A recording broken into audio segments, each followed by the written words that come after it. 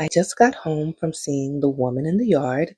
I only saw the trailer once and it was more like a teaser. I did not know the plot line of this movie. My friend wanted to see it more than I did, so I went in completely blind. So I guess an easy premise is a woman and her children are at home in the middle of nowhere, seemingly, and there is a creepy figure in their yard. And obviously, she's ominous, and there's some nefarious things going on that she has in mind. This movie is hard to talk about without giving spoilers, not so much plot line, but I think it's more of a movie to talk about and talk about what it means. There are individual things in the movie that are a little confusing, but I don't think those things are as important as what the movie signifies. It is an interesting movie overall. It is kind of a slow burn. I will say a lot of these scenes made me dizzy.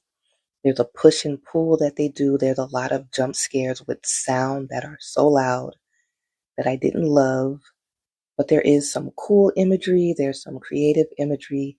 The figure, you can't see much, but it's actually not what I expected.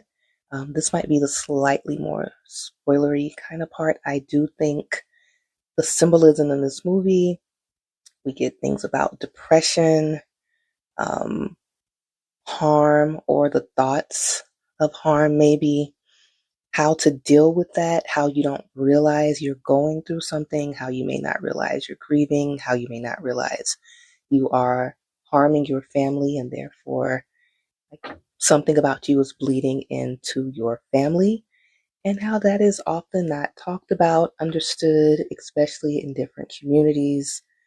Mental health is not prioritized, or you just don't know what to do about it. And I do think the movie touches on those aspects, and you get to see it in a more realistic, but not too crazy kind of way.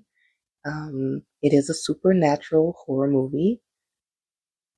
Is it going to be on my top 10 list? Probably not, but it's not an awful time. I also do think it's something you could wait on, but it's not the worst movie ever. Just to get something that's a little creative, um, as far as this figure and what she represents, and starting a conversation about the other symbolism that I won't get into too much in other movies that it may be like.